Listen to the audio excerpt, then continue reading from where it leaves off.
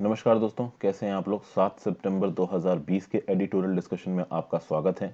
सबसे पहला article, courts drift and chinks in the judiciary's armour. यहाँ पे बात की गई है master of the roster system की। देखिए दोस्तों, बात बस ये सिंपल सी की गई है कि एक पर्टिकुलर जज जो कि हैं आपके जस्टिस अरुण मिश्रा, अभी रिसेंटली 2 सितंबर को जस्टिस अरुण मिश्रा रिटायर्ड कर गए। ये सुप्रीम कोर्ट के जज रहे हैं 2014 से लेकर 2020 के टाइम पीरियड में। अभी यहाँ पे इस आर्टिकल के ऑथर ये बोल रहे हैं कि master of the roster system का गलत इस्तेमाल करके अरुण मिश्रा जी को वो केसेस दिए गए हैं जो कि गवर्नमेंट के फेवर में हो या एग्जीक्यूटिव की फेवर में। होता है ना कि कभी कभी कुछ ऐसे केसेस आ जाते हैं जहां पे सरकार को कटघरे में खड़ी कर सकती है जुडिशरी। तो इस तरीके के केसेस में हमेशा जुडिशरी की मदद की जरूरत पड़ती है सरकार को। तो ऐसे केसेस हमेशा जस्टिस अरुण मिश्रा को दिए जाते थे, ऐसा बोल रहा है ये ऑथर। और इसमें उनका साथ कौन देता था? Chief justice of India. किसके through? Master of the roster system के थ्रू। तो ये सिस्टम क्या है ये भी मैं आपको समझाऊंगा। इनफैक्ट जो पिछले 2-3 चीफ जस्टिस ऑफ इंडिया रहे ना, उनके ऊपर भी यहाँ पे उंगली उठाई जा रही है। जैसे कि अभी जस्टिस शरद बोबड़े जी हैं, इससे पहले रंजन गोगोई जी थे, इससे पहले दीपक मिश्रा जी थे, उससे पहले आपके खेहर साहब थे। ठीक है, तो इन सब चीजों के बारे में बात की जा रही है, तो देखेंगे क्या बोला गया। नेक्स्ट आर्टिकल पे चलते हैं। Policies lesson in Tamil Nadu language formula. देखिए यहाँ पे अभी नई एजुकेशन पॉलिसी में 3 लैंग्वेज फार्मूला की बात की गई है। इससे पहले भी देश में 3 लैंग्वेज फार्मूला अप्लाइड है। तमिलनाडु में कभी 3 लैंग्वेज फार्मूला अप्लाई नहीं हुआ, वहां हमेशा 2 लैंग्वेज फार्मूला चलता है। तो भैया तमिलनाडु के बीच में और सिंगापुर के बीच में लैंग्वेज के सिस्टम को लेके कुछ कंपैरिजंस किए हैं ऑथर ने। अभी ये क्या कंपैरिजन किए हैं इनको हम देखेंगे। कैसे? जो सीएन अन्नादुराई जी थे, काफी रिस्पेक्टेड पॉलिटिशियन है ये तमिलनाडु के चीफ मिनिस्टर रह चुके हैं लंबे समय के लिए। तो अन्नादुराई जी ने 2 लैंग्वेज फॉर्मूला पे फोकस किया। उन्होंने बोला कि भाई मेरे स्टेट में मैं केवल तमिल पढ़ाऊंगा और इंग्लिश पढ़ाऊंगा, मैं हिंदी को नहीं करूंगा। तो कहीं ना कहीं उस व्यू पॉइंट को यहाँ पे सिंगापुर के साथ कंपेयर करने की कोशिश की जा रही है। इंटरनेशनल जो भी प्रेसिडेंट्स हैं उनके साथ कंपेयर करने की कोशिश की जा रही है, तो इसको देखेंगे। फिर नेक्स्ट, मिक्स्ड मैसेजिंग। यहां पे क्या बात हो रही है कि भैया US India strategic partnership forum की बात हुई। वहां पे खड़े होके मोदी साहब ने बोला कि देखिए बाहर के इन्वेस्टर्स इंडिया में आ सकते हैं। मोदी साहब को और दुनिया भर की जो डेवलपिंग कंट्रीज है उनको ये पता है कि पैंडेमिक के चलते जो ग्लोबल सप्लाई चेन्स हैं वो टूट गई हैं, तो इसका फायदा उठा के बिजनेसेस को अपनी कंट्री में बुला सकते हैं। लेकिन यहाँ पे कुछ ऐसे पॉइंट्स दिए हैं जिसके बेसिस पे ऑथर ये कहने की कोशिश कर रहा है कि जो मोदी जी का एफडीआई को अपने देश में बुलाने का जो ओवरऑल बेंचमार्क है, बेंचमार्क हिला हुआ है। वो बेंचमार्क बहुत सी वजह से हिला हुआ है। उसमें इंपोर्ट सब्सटीट्यूशन भी आता है, आरसीईपी का मेंबर ना बनना आता है।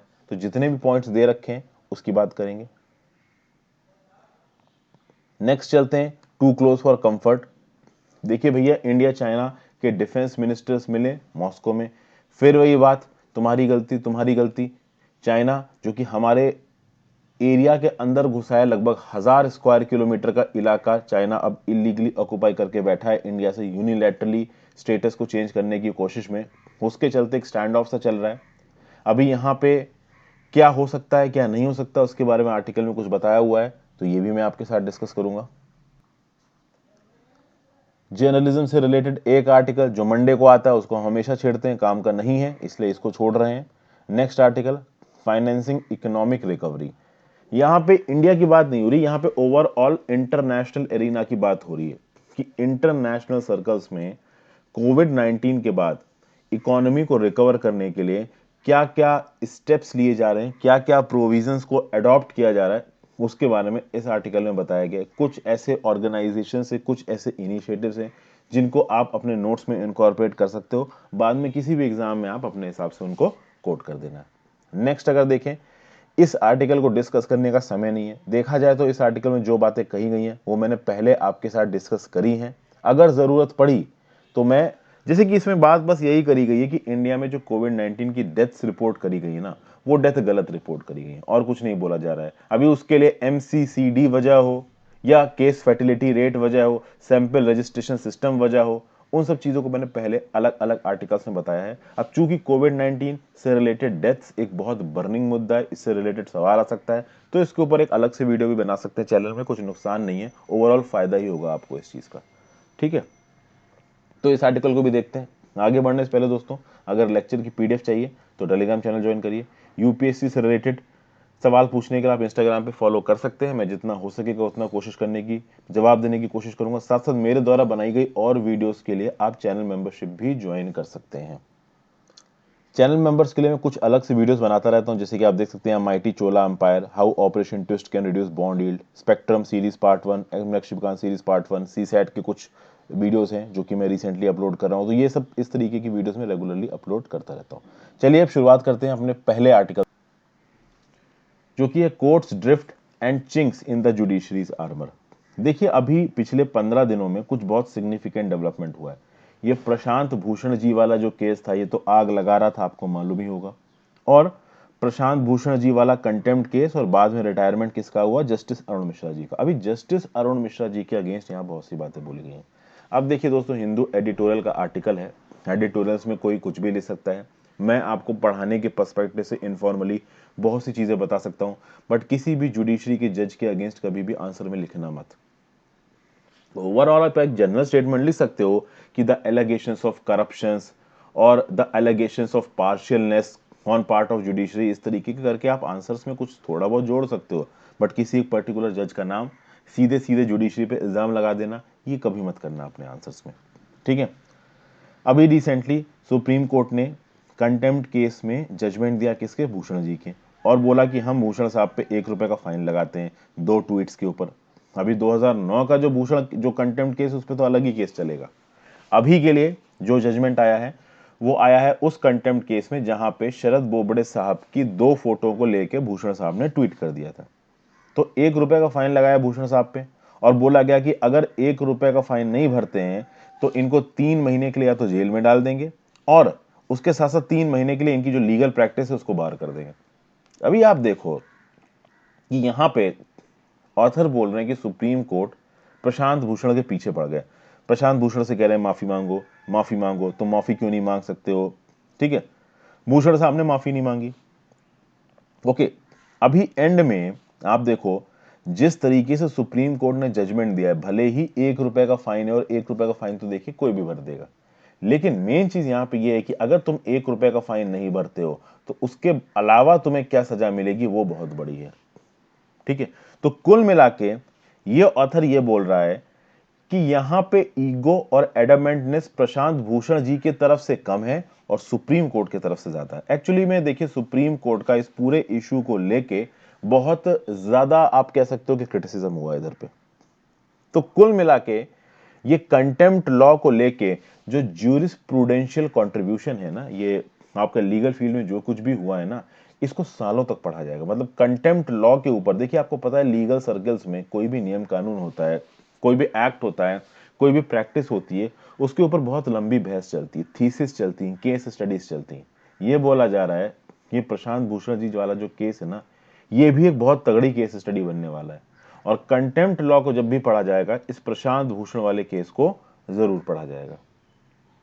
तो बस यहां पे ऑथर ने एक जजमेंट दे दिया है कि जब भी हमारी जुडिशरी वाइजर होगी, लेजिस्लेटिव कम्युनिटी वाइजर होगी, उनको एक दिन ये रियलाइज होगा कि ये जो कंटेम्प्ट लॉ है ना, this is not a part of healthy democracy. यानी हेल्दी डेमोक्रेसी के लिए इस तरीके का कंटेम्प्ट लॉ सही नहीं है, और उस समय पे इसको बदल दिया जाएगा।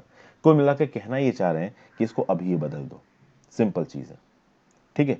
अब आते हैं जस्टिस अरुण मिश्रा जी पे। ऑथर बोल रहा है कि ये जस्टिस अरुण मिश्रा जी का one of the last few decisions थे as a member of the Supreme Court, क्योंकि वो 2 सितंबर को रिटायर्ड हो गए। वो सुप्रीम कोर्ट के जज रहे, मैंने आपको पहले बताया, 2014 से लेकर 2020 तक, और इस बीच में उन्होंने बहुत से डिसीजंस लिए हैं। अब इस चीज के ऊपर बहुत बार ये आवाज उठाई गई है, ये डाउट उठाया गया है कि भाई देखिए, जस्टिस अरुण मिश्रा जी कौन कौन सी बेंचों पे रहते हैं और किस किस तरीके के केसेस को जस्टिस अरुण मिश्रा जी को रेफर किया जाता है। यहां पे एक बहुत बड़ा सवाल इन चीजों, मतलब किस किस तरीके की बेंचेस में अरुण मिश्रा जी को बैठाला गया और किस किस तरीके के डिसीजंस उन्होंने दिए हैं। कुल मिला के यहाँ पे ऑथर ये बोल रहा है कि एक पार्शियलनेस वाला एलिमेंट देखने को मिल रहा है, और इसके लिए रिस्पॉन्सिबल कौन है, इसके लिए रिस्पॉन्सिबल है master of the roster system. अभी ये master of the roster system क्या होता है, पहले तो आप समझिए रोस्टर सिस्टम क्या होता है दोस्तों। क्या हुआ, अभी कोविड-19 का लॉकडाउन लगा, तो गवर्नमेंट सरकारी डिपार्टमेंट में क्या हुआ, रोस्टर निकाल दिया गया। ये बोला गया ना कि भाई सारे एम्प्लॉयज बताओ आप 50% कैपेसिटी में हो। तो भैया एक सेक्शन में मान लीजिए 4 लोग डेप्यूटेड है, तो एक हफ्ते 2 लोगों का रोस्टर निकला, उसके अगले हफ्ते 2 लोगों का रोस्टर निकला। तो रोस्टर क्या करता है, आपकी ड्यूटी को डिसाइड करता है कि हाँ भाई आप इस ऑर्डर में, इस हिसाब से, इस काम पे, इस टाइम पे काम करेंगे। वही चीज आपकी होती है सुप्रीम कोर्ट में। सुप्रीम कोर्ट में बहुत सारे इश्यूज पैरेलली चल रहे होते हैं, तो एक master of the roster system निकलता है जिसमें चीफ जस्टिस का बहुत मेजर रोल प्ले होता है। यानी कि अगर सुप्रीम कोर्ट का master of the roster system निकल रहा है तो चीफ जस्टिस ऑफ इंडिया वहां पे केसेस को अलोकेट करेगा, और अगर हाई कोर्ट का master of the roster system निकल रहा है तो chief justice of the concern high court cases को अलोकेट करेगा। यानी कौन से जज के पास कौन सा केस जाएगा, इस चीज को डिसाइड करने की सबसे तगड़ी ताकत किसके पास है, चीफ जस्टिस ऑफ इंडिया के पास। अभी यहां पे बोला गया है कि जस्टिस अरुण मिश्रा जी को जो जो केसेस दिए गए हैं वो बहुत ज्यादा कंट्रोवर्शियल है, जिसमें एक केस जो सबसे ऊपर निकल के आता है वो है जस्टिस लोया केस। अभी जस्टिस लोया केस, ये सीबीआई के जज थे, शेख सोहराबुद्दीन का जो इनकाउंटर केस था ना, उसकी ये सुनवाई कर रहे थे। इनको हार्ट अटैक आ गया था, इनकी मौत हो गई थी। तो उस केस में बोला गया कि हाँ भाई जस्टिस लोया केस एक सेंसिटिव केस था। वो जस्टिस लोया केस में एक मेजर रोल प्ले किया किसने, जस्टिस अरुण मिश्रा जी ने। उस तरीके से ऐसे बहुत से केसेस आए हैं जहां पे ये बोला गया है कि जो मिस्टर अरुण मिश्रा जी है ना, इन्होंने इम्पार्शियली मतलब पार्शियलनेस दिखा के और एग्जीक्यूटिव को, आप कह सकते हो कि सपोर्ट सा किया है, एग्जीक्यूटिव को फेवर दिखाया है। तो ये यहां पे इल्जाम लगाया जा रहा है साफ साफ। तो ऑथर सीधे सीधे जस्टिस अरुण मिश्रा जी पे इल्जाम लगा रहा है, पहली बात। उसके बाद author master of the roster system की गलतियों को दिखा के सीधे सीधे चीफ जस्टिस ऑफ इंडिया पे भी इल्जाम लगा रहा है। यानी वो ये बोल रहा है कि master of the roster system में केसेस को अलॉट करने की ताकत चीफ जस्टिस ऑफ इंडिया के पास है। अगर चीफ जस्टिस ऑफ इंडिया किसी गलत जज को केसेस ट्रांसफर कर रहे हैं, जो कि यहां पे अरुण मिश्रा जी को बताया जा रहा है, तो वो सही नहीं है। चीफ जस्टिस ऑफ इंडिया भी उतना ही गलती के लिए रिस्पॉन्सिबल है। कभी यहां पे ऑथर क्या कह रहा है, in recent times many columnists, leading scholars and legal luminaries have speculated on the marked drift of Supreme Court from rights-based court to executive court। यानी अब कहा जा रहा है कि रिसेंटली सुप्रीम कोर्ट के जिस तरीके के जजमेंट आ रहे हैं, सुप्रीम कोर्ट एक राइट बेस्ड कोर्ट ना दिख के एग्जीक्यूटिव कोर्ट दिख रहा है। मतलब वो एग्जीक्यूटिव को फेवर्स दे रहे हैं। ओके, यानी कि नियम कानूनों को ध्यान में ना रखे हुए, लोगों को अधिकारों को ध्यान में ना रखते हुए एग्जीक्यूटिव ताकतों को ज्यादा ध्यान में रख रहा है। ओके, और सरकार की बात की जाए तो भैया देखिए, सरकार के लिए बहुत ज्यादा जरूरी है कि कुछ ऐसे जजेस बैठे हों जुडिशरी में जो कि जब भी पॉलिटिकल सेंसिटिव मैटर उनकी तरफ भेजा जाए तो वो एग्जीक्यूटिव के फेवर में डिसीजन दें, जो कि यहाँ पे जस्टिस मिश्रा जी ने दिया गया है। और इस चीज को करने में master of the roster system के हिसाब से उसकी मदद कौन कर रहा है, chief justice of India. Directly बोल लीजिए या इनडायरेक्टली बोल लीजिए, ये ऑथर साफ सा यहाँ पे इल्जाम लगा रहे हैं। और देखिए, साफ साफ ऑथर का एक और बात बोलनी है, वैसे तो जुडिशरी ने अपने काम के में एग्जीक्यूटिव का जो इंटरफेरेंस है उसको रोक दिया था। जैसे आपको याद होगा नेशनल जुडिशियल अपॉइंटमेंट कमीशन, जिसमें जजेस की पोस्टिंग में सरकार को ज्यादा ताकत मिल रही थी, तो इस चीज को तो सीधे सीधे सुप्रीम कोर्ट ने ब्लॉक कर दिया। लेकिन यहां पे ऑथर ये बोलने की कोशिश कर रहा है कि देखिए, सुप्रीम कोर्ट के अंदर 30 जजेस बैठते हैं।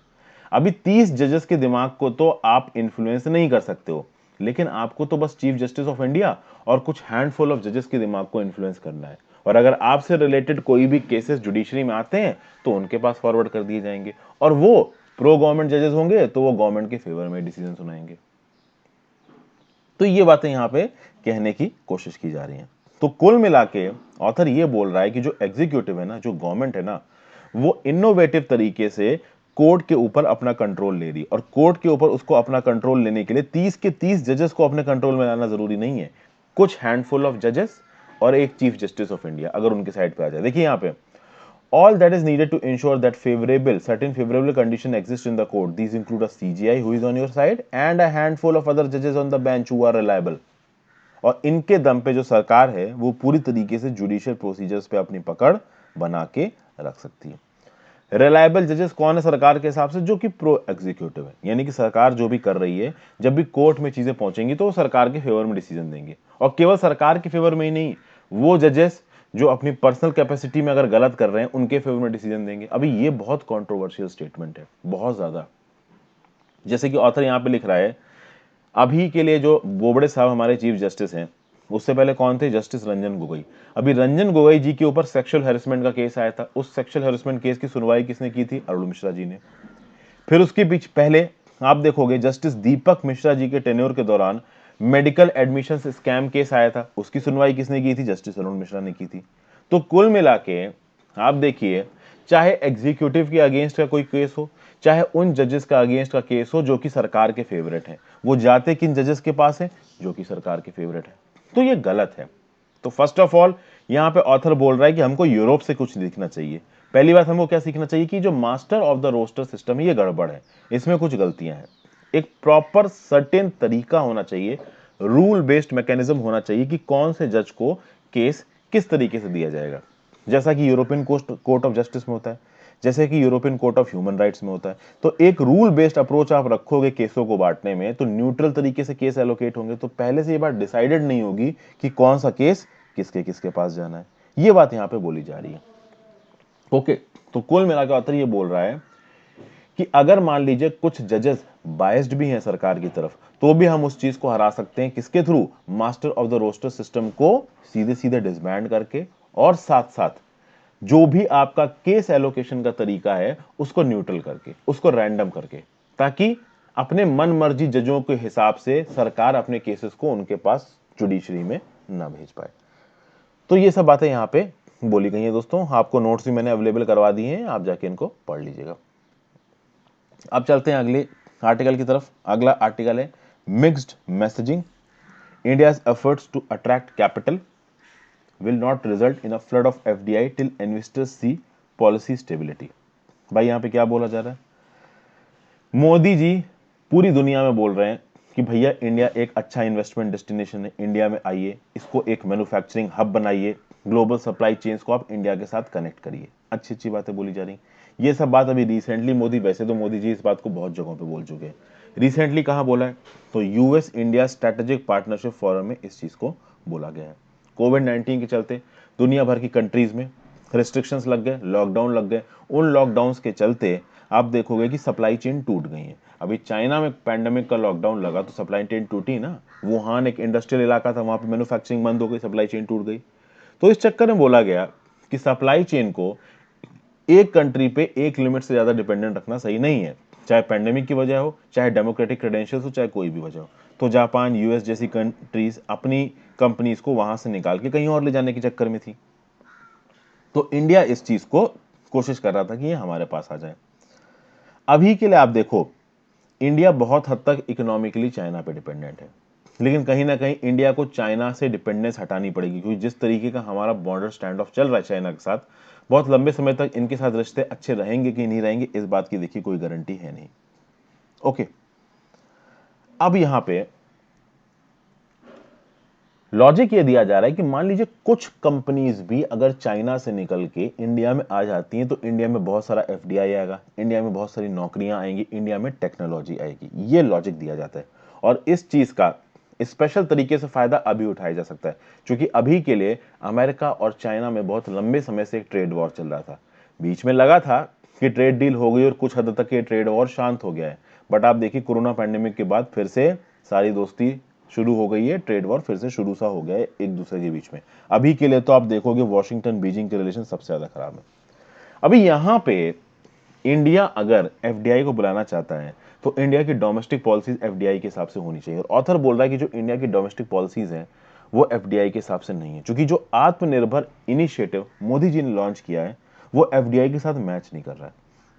देखिए, एफडीआई इन्वेस्टर्स की सबसे पहली प्रायोरिटी क्या होती है कि भाई हम जिस देश में जाएं वहां पे पॉलिसी स्टेबिलिटी होनी चाहिए। और अगर पॉलिसी स्टेबिलिटी है और हमको एक्सेस है लोकल मार्केट्स का, इंटरनेशनल मार्केट्स का, barrier free access. Barrier free access मतलब कि अगर कोई अमेरिकन कंपनी इंडिया में आके गुड्स को मैन्युफैक्चर करती है और उसको पास में चाइना, वियतनाम में बेचना चाहती है, तो उसको चाइना, वियतनाम में बेचने में प्रॉब्लम ना हो। तो पहली बात, इंडिया में अपने मैन्युफैक्चरिंग बेस को सेटअप करना प्रॉब्लम ना हो, उसके बाद बाहर के देशों में उसको बेचना प्रॉब्लम ना हो। अभी के लिए इंडिया की जो पॉलिसी स्टेबिलिटी है वो समझ में नहीं आ रही है। जो मोदी जी का इनिशिएटिव, वो क्या इनिशिएटिव है? सेल्फ रिलायंस का इनिशिएटिव है। मोदी जी फोकस कर रहे हैं सेल्फ रिलायंस पे। तो बहुत सारी मिनिस्ट्रीज को बोल रहे हैं, कंपनीज को बोल रहे हैं, इंडस्ट्री सेक्टर्स को बोल रहे हैं कि भैया आप इंडिया के बना हुआ सामान खरीदो, आप बाहर से चीजों को मत बुलाओ। तो मेड इन इंडिया सब्स्टिट्यूट्स की बात हो रही है, यानी यहां पे सीधा सीधा ध्यान किस चीज पे है, इंपोर्ट सब्स्टिट्यूशन पे। अभी के लिए ऑथर ये बोल रहा है कि अगर आप इंपोर्ट सब्स्टिट्यूशन पे ध्यान दोगे तो बाहर से एफडीआई इंडिया के अंदर आने वाली नहीं है, ये बात बोली गई। दूसरी बात, ये सब चीजें बहुत से फील्ड में करी जा रही है, जैसे कि जो आपका ऑटोमोबाइल सेक्टर है, ऑटोमोबाइल सेक्टर को भी बोला जा रहा है कि जो भी आपके इंपोर्ट आइटम्स हैं उन इंपोर्ट आइटम्स को प्रेफरेबली आप इंडिया के अंदर से लीजिए, ठीक है, बाहर के अंदर से कम लीजिए। तो चीजों को लोकल बनाने पे यहां पे बात करी जा रही है। अभी देखा जाए तो डोमेस्टिकली ये चीज बहुत अच्छी है, लेकिन अगर आप एक फॉरेन इन्वेस्टर के हिसाब से सोचोगे तो उसके लिए ये चीज अच्छी नहीं है। मैं बताता हूं क्यों। जब फॉरेन इन्वेस्टर यहां पे इंडिया में आता है तो उसको ये चाहिए होता है कि हमें भाई इंडिपेंडेंस मिले अपने डिसीजंस लेने में। तो फॉरेन इन्वेस्टर आके अगर इंडिया में कुछ सामान बना रहा है तो वो चाहे तो किसी भी कंट्री से सामान मंगवा के उसको इंडिया में बना ले। अभी अगर उसको अपने बिजनेस में किसी कैपिटल गुड की जरूरत है तो उसके ऊपर अगर आप ये कंडीशन बनाओगे कि नहीं भाई आप लोकली प्रोड्यूस्ड कैपिटल गुड ही खरीद सकते हो, तो ये गलत है, ठीक है।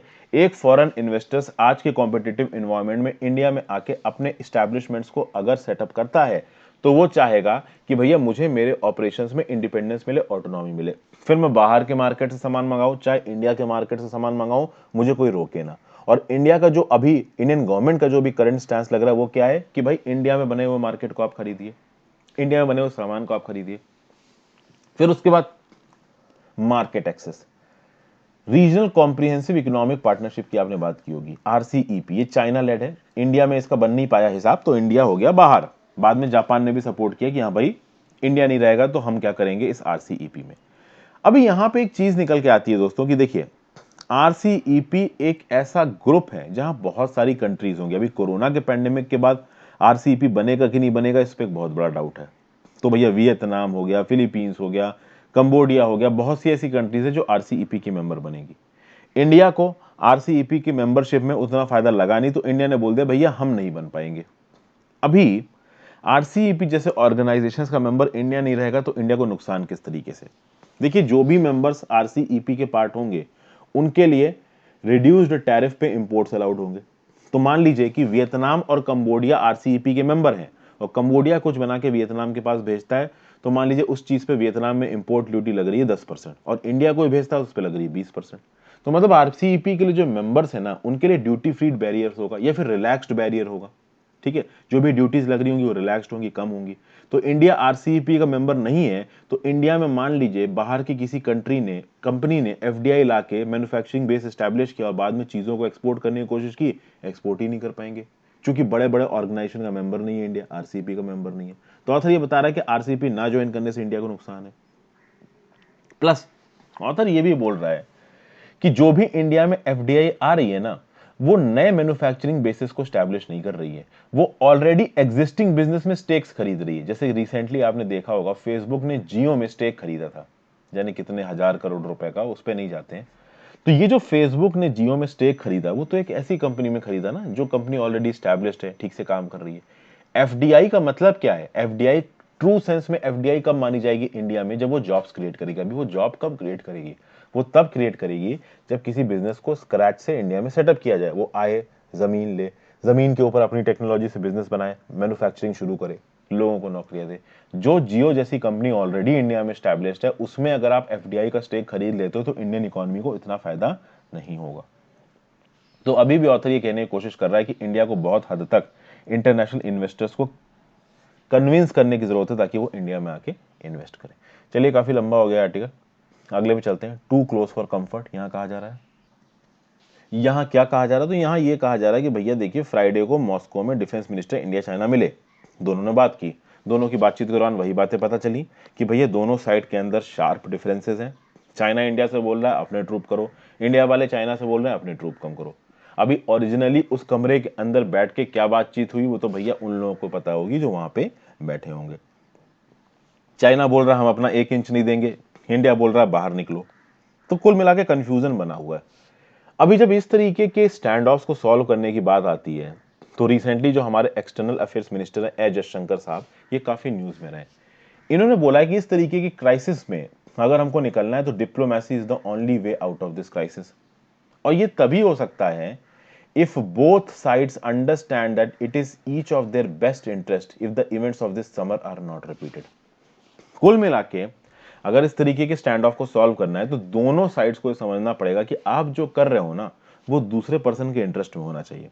अभी ये बात बिल्कुल गलत हो जाती है क्योंकि चाइना की लीडरशिप जो करती है और चाइना की जो मिलिट्री करती है बॉर्डर पे, उसमें बहुत फर्क होता है। ओके, और ये बात सबसे ज्यादा प्रॉब्लमेटिक तब हो जाती है जब चाइना इंटरनेशनल फोरम्स में खड़े होकर इंडिया को एग्रेसर बोलता है। ओके, जबकि ऑन ग्राउंड कंडीशन क्या है कि मई के बाद से इंडिया का लगभग 1000 स्क्वायर किलोमीटर ऑफ इलाका लद्दाख में चाइना के अंदर है। अभी मैं आपको प्री स्टेटस को बता दूं, देखिए ये पूरा का पूरा 1000 किलोमीटर ऐसा नहीं कि इंडिया इसके ऊपर कंट्रोल करता था। ये वो इलाका था जहां पे दोनों आर्मीज पेट्रोलिंग करती थी। इंडियन आर्मी भी पेट्रोलिंग करती थी और चाइनीज आर्मी भी पेट्रोलिंग करती थी। अभी इंडियन आर्मी की पेट्रोलिंग को चाइना वालों ने बंद कर दिया। चाइना वालों ने चुपके से अपने ट्रूप का मोबिलाइजेशन किया, बहुत सारे ट्रूप्स को वहां पे जाके खड़ा कर दिया और इंडियन आर्मी के पेट्रोलिंग पैटर्न को ब्लॉक कर दिया। अभी जब इंडियन आर्मी की पेट्रोलिंग पैटर्न को आप ब्लॉक कर दोगे तो वो 1000 स्क्वायर किलोमीटर का इलाका जो पहले न्यूट्रल था, जहां पहले दोनों लोग जाया करते थे, वहां पे इंडियन के कंट्रोल को आपने हटा दिया। तो मतलब यूनिलैटरली आपने पूरा कंट्रोल अपने ऊपर ले लिया। ओके, अभी इस तरीके की चीजें अगर ग्राउंड पे होती हैं तो ओवरऑल जो सिक्योरिटी का माहौल है वो बिगड़ जाएगा, जो मिलिट्री कैलकुलस है वो बिगड़ जाएगा, जो बायलेटरल रिलेशनशिप है वो बिगड़ जाएंगे, जो स्ट्रेटेजिक एंगल है वो बिगड़ जाएगा। ओके, तो अब चीजें काफी यहां पे बिगड़ती सी नजर आ रही हैं। अब देखिए यहां पे, if China diplomats have spoken repeatedly of the need to keep in mind the big picture of bilateral ties, the action of its military on the ground have suggested an intent that is precisely the opposite, emphasizing their tactical gains at the border over the broader strategic relationship। China वाले बार बार क्या कहते हैं meeting में कि आप big picture को ध्यान में रखिए, आप छोटी छोटी चीजों को ध्यान में मत रखिए। तो कुल मिला के बॉर्डर वाली जो चीज है वो चाइना के हिसाब से छोटी है, आप इसको मत ध्यान रखो, आप ये देखो कि हमारी इकोनॉमी कितनी आगे बढ़ रही है। तो अब इंडिया की तरफ से इस चीज का अब देखो साफ साफ दोस्तों क्या है, मैं आपको बताता हूं। चाइना अंदर घुसाया और इंडिया से बोल रहा है कि आप बिग पिक्चर को ध्यान में रखो, आप ये देखो कि हमारी इकोनॉमी कितनी बड़ी होगी। मतलब कुल मिला के चाइना हमसे क्या बोलने की कोशिश कर रहा है कि अब तुम इस इलाके को भूल जाओ, हम तुम्हारी मदद कर तो रहे हैं, पैसे में तुमको पैसा दे रहे हैं, तुम्हारे कंट्री के लोग इतने अच्छे हैं कि 1+8 आते ही बिक गया, ठीक है ना, इररिस्पेक्टिव ऑफ द फैक्ट कि इंडियन सोल्जर्स कितने मरे, क्या हुआ, चाइना की चीजें अभी भी धड़ल्ले से चालू हैं, तो हम तुम्हारी इकोनॉमी में मदद कर रहे हैं। ठीक है, तो जब हम तुम्हारी इकोनॉमी में मदद कर रहे हैं तो तुम क्यों बॉर्डर पे हमसे लड़ रहे हो, चला गया तुम्हारा 1000 स्क्वायर किलोमीटर का इलाका, छोड़ दो इसको। चाइना इनडायरेक्टली कहने की कोशिश कर रहा है। इंडिया ये बोल रहा है कि अगर छोटी छोटी चीजें मैटर नहीं करती हैं तो तुम 1000 स्क्वायर किलोमीटर के पीछे हमसे क्यों लड़ रहे हो। बट चाइना क्या बोल रहा है, अब तुम ये 1000 स्क्वायर किलोमीटर भूल जाओ, इकोनॉमी मदद कर रहे हैं ना हम तुम्हारी, तो तुम इसको चक्कर में क्यों पड़े हो। तो इस तरीके की चीजें चल रही हैं यहाँ पे। अब यहाँ पे जो बॉर्डर स्टैंड ऑफ है ये बहुत लंबा चलने वाला है। और देखिए जो इंडियन एस्टैब्लिशमेंट है ना उसके लिए चीजें बहुत मुश्किल है। किसी भी गवर्नमेंट के लिए इस तरीके की सिचुएशन से निपटना बहुत मुश्किल है, ठीक है ना। तो यहाँ पे गवर्नमेंट को क्रिटिसाइज करना सही नहीं है। ओके, और देखा जाए तो जो मेन काम यहाँ पे रोल प्ले कर रहा है वो इंडियन आर्मी प्ले कर रही है। जो चाइना की फोर्सेज आके वहां पे खड़ी हो गई और आगे नहीं बढ़ रही हैं, उसका एक ही वजह है, वो है इंडियन आर्मी। ठीक है, कोई भी गवर्नमेंट यहाँ कुछ नहीं कर सकती है। ओके, अभी देखिए नेक्स्ट 10 सितंबर को जयशंकर जी एससीओ फॉरेन मिनिस्टर्स में वांग ई से मिलेंगे। अब वहां देखते हैं वांग ई में क्या होने वाला है। तो एक डिप्लोमेटिक सोल्यूशन की जरूरत है, लेकिन अभी तक जो मिलिट्री टॉक्स हुई हैं और जो भी पॉलिटिकल एग्जीक्यूटिव्स के बीच में टॉक हुई है उससे कोई रिजल्ट निकलता नजर आ नहीं रहा है। अब देखिए आगे निकल जाए तो निकल जाए, अभी के लिए तो कोई भी रिजल्ट निकलता दिख नहीं रहा है। ठीक है, नेक्स्ट आर्टिकल पे चलते हैं। नेक्स्ट आर्टिकल किसकी बात कर रहा, policy lessons in Tamil Nadu's language formula. इसको देख लेते हैं भाई क्या बताया जा रहा है यहाँ पे। सीएन अन्नादुरई, देखिए सीएन अन्नादुरई जी तमिलनाडु के चीफ मिनिस्टर रह चुके हैं काफी लंबे समय के लिए। इनका क्या बोलना था कि official language should be equidistant to all in a multilingual society. देखिए अभी के लिए जो न्यू एजुकेशन पॉलिसी आई है, इस न्यू एजुकेशन पॉलिसी ने क्या बोला कि देखिए 3 लैंग्वेज फॉर्मूला। अभी जैसे ही न्यू एजुकेशन पॉलिसी ने बोला 3 लैंग्वेज फॉर्मूला, तमिलनाडु की सरकार ने साफ साफ बोल दिया हम 3 लैंग्वेज फॉर्मूला को नहीं मानेंगे, क्योंकि हमने 3 लैंग्वेज फॉर्मूला को पहले भी कभी नहीं माना। और कहीं ना कहीं ये जो सेंट्रल गवर्नमेंट है ये हमारे ऊपर ये 3 लैंग्वेज फॉर्मूला थोप रही है। फिर यहां पे बात की जाए सीएन अन्नादुरई जी की। सीएन अन्नादुरई जी ने बोला कि भैया देखिए तमिलनाडु में या तो केवल तमिल पढ़ाई जाएगी या इंग्लिश पढ़ाई जाएगी, हिंदी यहां कभी नहीं पढ़ाई जाएगी, इनफैक्ट कोई तीसरी भाषा यहां पे नहीं पढ़ाई जाएगी। और यहां पे ऑथर ये बोल रहा है कि तमिलनाडु में सीएन अन्नादुरई जी का ये जो आपका डिसीजन था लैंग्वेज को लेके, जो जजमेंट था लैंग्वेज को लेके, ये बहुत सारी दूसरी डेवलप्ड कंट्रीज में भी इस तरीके का जजमेंट लिया गया है। और यहां पे किसकी बात की जा रही है? यहां पे बात की जा रही है सिंगापुर की। सबसे पहली बात तो यहां पे सीएन अन्नादुरई जी के इस थॉट प्रोसेस को कोट किया गया कि देखिए, जब भी एक बच्चा पढ़ना सीखता है, शुरुआती स्कूल में होता है, तो वो अपनी लोकल लैंग्वेज में सीखता है। जब वो अपनी लोकल लैंग्वेज की सीख के थोड़ा ऊपर आ जाता है, तो उसको एक चॉइस दे दी जाती है कि वो बाकी भाषाएं सीख सकता है। तो उस समय पे वो बहुत सी और भाषाएं सीख सकता है। तो आप देखोगे कि कभी कभी लिटरेचर के, सोशियोलॉजी के, इंटरनेशनल ट्रेड के जो स्टूडेंट्स हैं, उनको 5 से 6 लैंग्वेजेस आती हैं। काफी नॉर्मल है, क्योंकि उन्होंने जो अपनी बेसिक नॉलेज की है, बेसिक एजुकेशन की है, वो अपनी नेटिव लैंग्वेज में की है। बाद में उन्होंने अपनी मर्जी के हिसाब से चीजें सीख ली। अब यहां पे बात की गई सिंगापुर की। अभी तमिलनाडु में तमिल और इंग्लिश को देखा गया है, तो सिंगापुर में इंग्लिश को अपनाया गया। इससे यहां पे एक को रिलेशन बैठाने की कोशिश कर रहा है ऑथर ये बोल रहा है कि जब सिंगापुर बना, ठीक है ना, तो अभी जब सिंगापुर बना, वहां पे सोशियो इकोनॉमिक डेवलपमेंट करने की जरूरत थी। तो जो सिंगापुर के आर्किटेक्ट थे, जो फाउंडर थे, ली क्वान यू ने मदर टंग के साथ साथ इंग्लिश को इक्वल स्टेटस दिया। क्यों? क्योंकि उनको सिंगापुर में बड़े चेंजेस लेके आने थे। ली क्वान यू का सपना था कि सिंगापुर को बड़ा बनाया जाए। अभी यहां पे अन्नादुरई जी के एक्शंस के साथ ली क्वान यू के एक्शंस को कैसे मैच किया जा रहा है, मैं आपको बताता हूं। ली क्वान यू खुद चाइनीज थे। अगर आप देखोगे, सिंगापुर की जो पॉपुलेशन है उसमें मेजॉरिटी ग्रुप कौन है? चाइनीज है। तो बोला यह जा रहा है कि भैया सिंगापुर में 74% पॉपुलेशन चाइनीज है, 13% पॉपुलेशन मलयन है, 9% पॉपुलेशन इंडियन है। आप देखो, सिंगापुर की 74% पॉपुलेशन चाइनीज थी, तो आराम से ली कुआन यू चाइना को वहां के ऑफिशियल लैंग्वेज बना सकते थे। बट ली कुआन यू ने ऐसा नहीं किया। ली कुआन यू ने इंग्लिश को ऑफिशियल लैंग्वेज बनाया, क्योंकि ली कुआन यू जानते थे कि अगर सिंगापुर को डेवलप करना है तो उसको इंटरनेशनल कम्युनिटी के साथ जोड़ना पड़ेगा, और इंटरनेशनल कम्युनिटी के साथ जोड़ने के लिए इंग्लिश को सिखाना जरूरी है। कुछ कुछ ऐसा ही अन्नादुरई साहब ने भी चाइना में किया। तमिल तो उन्होंने सिखाई, इंग्लिश को सिखाने के भी फोकस किया, ताकि जो तमिलनाडु के लोग हैं वो इंटरनेशनल कम्युनिटी के साथ जुड़ के आगे बढ़ सके। तो कुल मिला के बात यह है कि अगर सिंगापुर में जो ली कुआन यू थे ये भी चाइनीज की रट लगाने लगते तो क्या सही होता? कुल मिला के इससे सेंटर के जो स्टैब्लिशमेंट, हमारे देश में जो सेंटर है जो कि हिंदी को प्रमोट करता है, उसके अगेंस्ट यहां पे बात की जा रही है। डायरेक्टली नहीं, बट इनडायरेक्टली बात की जा रही है। ओके, फिर ली कुआन यू का एक और यहां पे व्यू पॉइंट बताया गया, जो कि सिंगापुर के फाउंडर थे।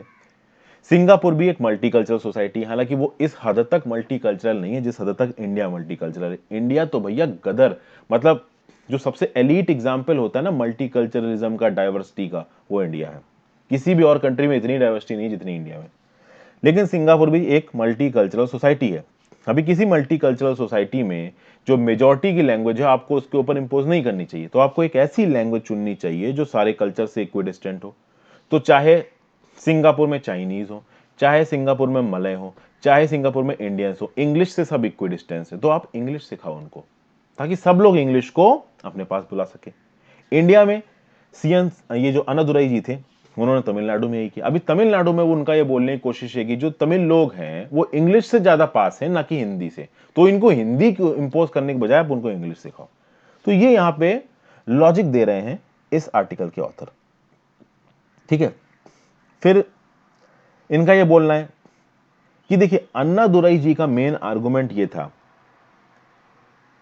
कि जितनी भी नेशनल लैंग्वेजेस हैं सबको आप ऑफिशियल लैंग्वेज बना दो, ठीक है, और English should be the common link language. अभी के लिए मैं आपको इंडिया में बताता हूं दोस्तों, राष्ट्रभाषा, अगर राष्ट्रभाषा की बात की जाए इंडिया में, आपका जो कौन सा शेड्यूल है, 8th शेड्यूल है ना शायद, हाँ 8th शेड्यूल है, जिसमें 22 भाषाएं दे रखी हैं। अभी उन 22 भाषाएं जो है वो सारी की सारी राष्ट्रभाषाएं हैं, ठीक है। लेकिन लिंक भाषा कौन सी है? ठीक है, वो भाषा जो देश का मेजर तबका बोलता है वो कौन सी है? वो हिंदी है, ठीक है। यहां पे अन्नादुरई जी का स्टेटमेंट ये था कि जो लिंक लैंग्वेज है ना, जो पूरे देश को एक दूसरे के साथ जोड़े, वो इंग्लिश होनी चाहिए, हिंदी नहीं होनी चाहिए। इसके लिए लॉजिक क्या दिया? लॉजिक ये दिया गया कि देश की 50% जनता भी हिंदी नहीं बोलती है। ओके, तो यहां पे अन्नादुरई जी के लॉजिक को दिया जा रहा। अन्नादुरई जी ने बोला था कि देखिए, 8वें शेड्यूल में जो भी भाषाएं लिखी हुई हैं वो सारी की सारी राष्ट्रभाषाएं हैं। लेकिन लिंक भाषा कौन हो सकती है, यानी वो भाषा जो पूरे देश को जोड़े, तो वो हो सकती है एक ऐसी भाषा जो कि सब लोग उससे इक्वी डिस्टेंस हो। तो इंग्लिश एक ऐसी भाषा है जो सब लोग उससे इक्वी डिस्टेंस है। मतलब अन्नादुरई जी यहाँ पे हिंदी के बिल्कुल भी फेवर में नहीं थे, ये बात तो देखिए एकदम क्लियर है, इसमें कोई डाउट नहीं है, ठीक है। तो वो ये बोल रहे थे कि जो हमारे देश में अलग अलग तबका है वो इंग्लिश से ज्यादा पास है, ना कि हिंदी से। हिंदी तो देश की 50% जनता भी नहीं बोलती है। अभी इस पॉइंट के अगेंस्ट मैं आपको एक चीज बताता हूं। आप देखो हमारे देश की जो टोटल जनता है ना, उसका 40% हिंदी फर्स्ट लैंग्वेज है उनकी, और हमारे देश की 30% जो जनता है उनकी हिंदी सेकंड लैंग्वेज है। इस 30% जनता में कौन लोग आते हैं?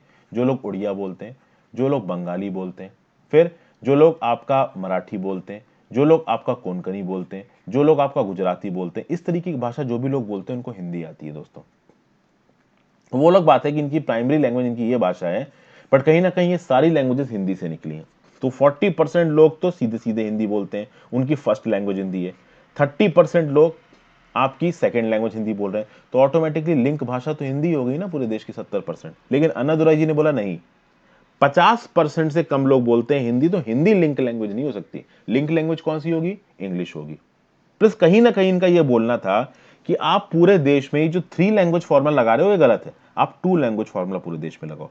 यानी पूरे देश में आप एक तो इंग्लिश सिखाओ और दूसरी आप क्या सिखाओ? उस पर्टिकुलर जगह की लोकल लैंग्वेज। मतलब हिंदी के बिल्कुल ही एंटी अगेंस्ट थे।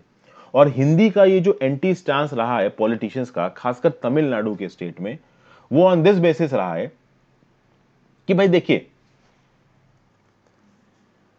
अगर आप हिंदी को पूरे देश के लोगों के ऊपर इंप्लीमेंट करोगे तो आप मेजॉरिटी के कल्चर को माइनॉरिटी के ऊपर इंप्लीमेंट कर रहे हो। चलिए इस बात को मान भी लिया जाए तो, लेकिन अगर इंग्लिश की बात की जाए दोस्तों, जब हमारा देश आजाद हुआ था ना, 10% ऑफ द इंडियन पॉपुलेशन को भी इंग्लिश नहीं आती थी। अभी लेटेस्ट फिगर्स आप चेक कर लेना। यहां पे बस मैं एक चीज एंड में कहूंगा, कहीं ना कहीं इस लैंग्वेज के इशू को पॉलिटिसाइज किया गया, और ये पॉलिटिसाइजेशन टू वे है। मतलब सेंट्रल गवर्नमेंट में जो लोग बैठे हैं उन्होंने स्टेट गवर्नमेंट के लोगों का कॉन्फिडेंस नहीं जीता, और कहीं ना कहीं हिंदी को उनके ऊपर इंपोज करने की कोशिश की, इसको एक पॉलिटिकल एजेंडा बनाया। तो जो सेंटर में सरकार बैठती है, अभी की सरकार की बात नहीं, मैं तब से बात कर रहा हूं, क्योंकि हिंदी तो जब से आजादी हुई तब से प्रमोट की जा रही है। तो कहीं ना कहीं उसमें पॉलिटिसाइजेशन था।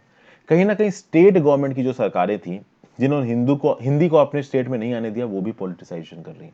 ये पॉलिटिसाइजेशन लैंग्वेज के नाम पे दोनों तरफ से चल रहा है। आप देख लीजिए आज की डेट में हिंदी हर जगह सीखी जा रही है। केरल में लोगों को आती है, ठीक है। आप आंध्र प्रदेश चले जाइए, आंध्र प्रदेश में तो एक मेजर तबके को हिंदी आती है। कर्नाटका में आती है, इनफैक्ट तमिलनाडु में बहुत से लोगों को हिंदी आती है। तो बात यह है कि जरूरी यह है कि इस इश्यू का पॉलिटिसाइजेशन ना किया जाए, और कहीं ना कहीं इसमें रिस्पॉन्सिबिलिटी बैठती है सेंटर की। अगर सेंटर हिंदी को प्रमोट कर रहा है तो at the same time centre को कुछ ऐसे स्टेप्स भी लेने चाहिए कि स्टेट की लैंग्वेज को भी दूसरे स्टेट्स में प्रमोट किया जाए।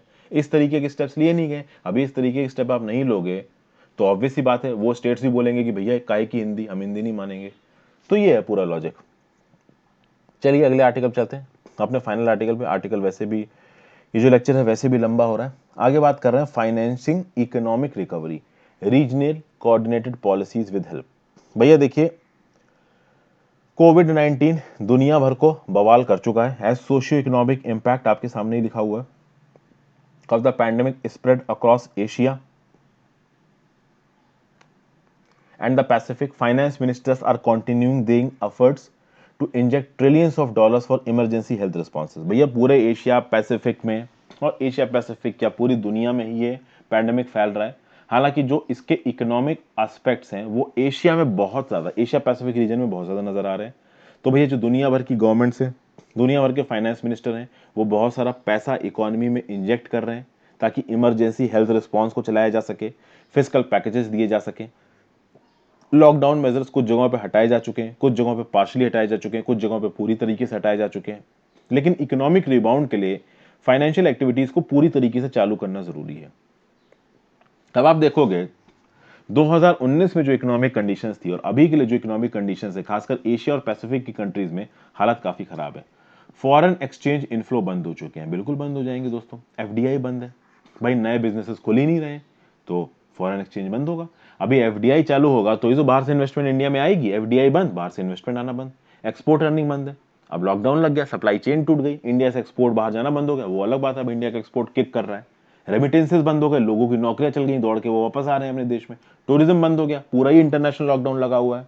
वो तो अब यूरोप जैसे देश हैं जिन्होंने कोरोना के ऊपर कंट्रोल कर लिया, तो उन्होंने अपने इंटरनल बॉर्डर्स खोल दिए और टूरिज्म शुरू कर दिया।